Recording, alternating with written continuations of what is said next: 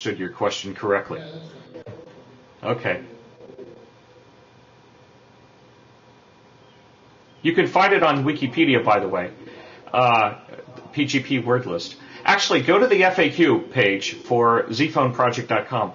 Hey, I asked earlier for them to put up the website for PGP phone, I'm sorry, for zPhoneProject.com up on your screen. Did they do that?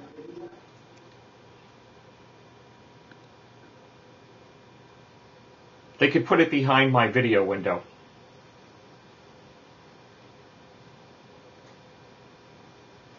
I see, you're typing now.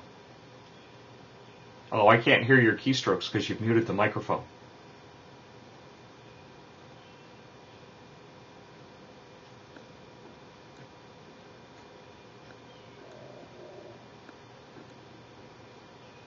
zPhoneProject.com. It's spelled with an F for zPhone.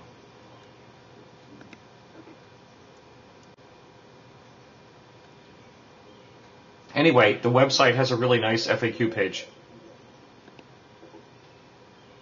Okay.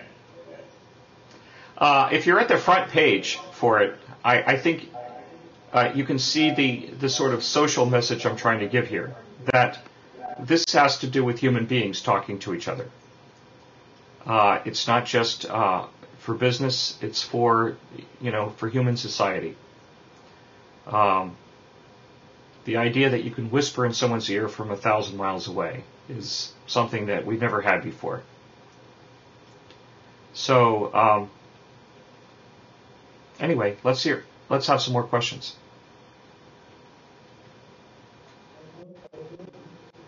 You're going to have to talk loud. Yeah.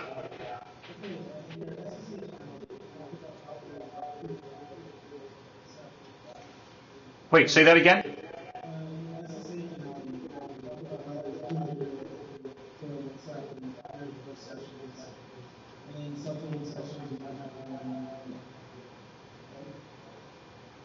You're talking about the key continuity that SSH uses? Yeah, our key continuity is a little different. We're not using public keys. We're using hashes of key material.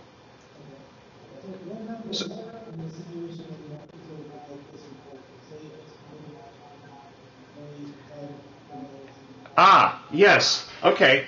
Well, if it gets compromised, it has this interesting sort of self-healing property, in that if your cache were stolen, let's say somebody breaks into your computer and copies your cache file, then they're going to have to mount a successful man-in-the-middle attack on the very next call, because each time you make a call, the cache is replaced with a new cache.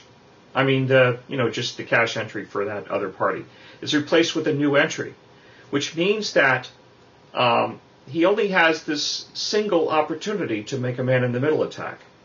Now, that's not always easy for him to do, because you might be in a hotel room in Tokyo and your other party might be in a hotel room in London. And so just for him to try to get in a position where he's along the media path, and we're talking about you have to be on the media path, not just on the signaling path. It's not going to be always easy for him to do that.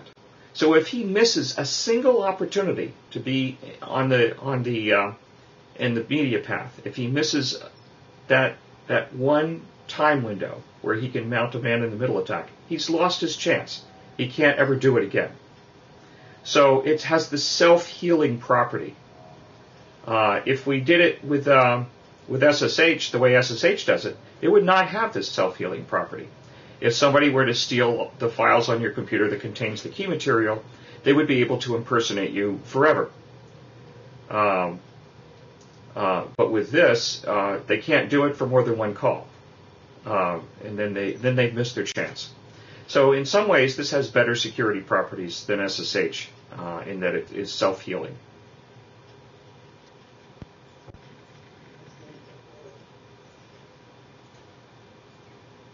It also means that these secrets that are in the cache is actually not that important. I mean, they're nice to have, but they're not. They're cheap. They could be easily replaced. They're like coffee cup, paper cups. They're so, you replace them every time, you throw them away every time.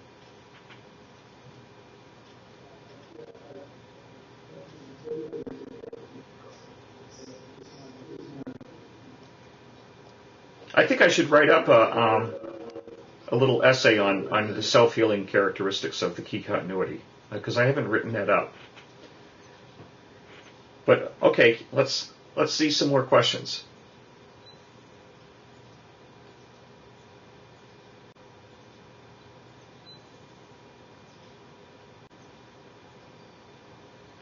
Unmute the microphone.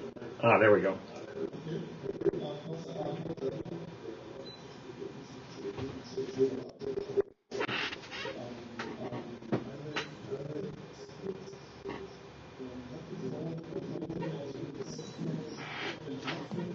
Just a moment. I don't like these headphones. I can't hear it very well. Let me see if I can get better headphones. I'm going to put on the expensive headphones.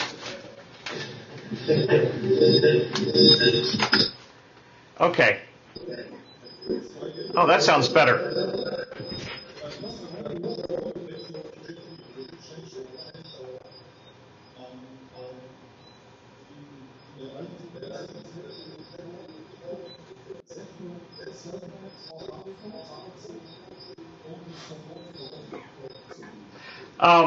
Well, we do have it running on a couple of cell phones. There's a company in Latvia called Tivi that has it running on Symbian and Windows mobile platforms. Although right now their version is out of date. They're trying. I've been asking them to update it with the latest SDK. There's also a company in France called Atelier that has zFone running on a Symbian platform. And I've seen it work. I've made a secure call through it. I know it works. But they have to productize it. So, they have to polish it up a bit and make it look like a nice product. And I'm working with a company in Italy that is working to put it on mobile phones.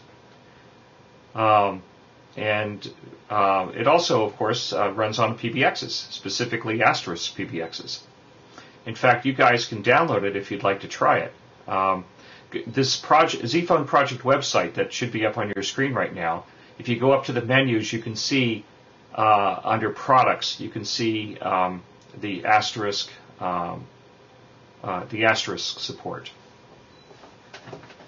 So now for hard phones, for desktop enterprise phones, there's a company called Ripcord Networks that is working to sell it to companies that make hardware desktop phones. There is a list of, I wish I could access your screen. There is a feature in Mac OS X that lets me do something on your screen, but that's too complicated to try to learn how to do right now. I was going to say I could show you different web pages that do that. But anyway, check out the website and look for Ripcord Networks for the desktop enterprise phone market. Look for Atelier and Tivi for mobile phones. And soon we'll have something up for the new company I'm working with in Italy with their approach to mobile phones using the protocol. They're working on a somewhat different approach. So it's going to be in a lot of products and a lot of different niches in the market.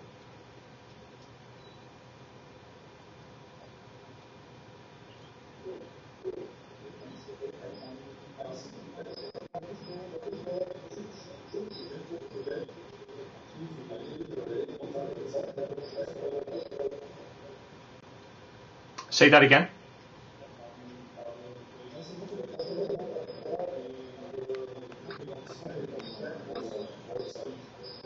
Oh, yes.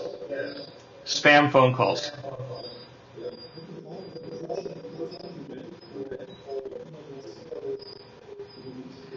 Well, I think that the problem of getting people not to call you is a hard problem, and it's sort of out of scope of trying to make a secure connection. I don't know what to do about that. There are people that are working on that, but it's going to be a hard problem.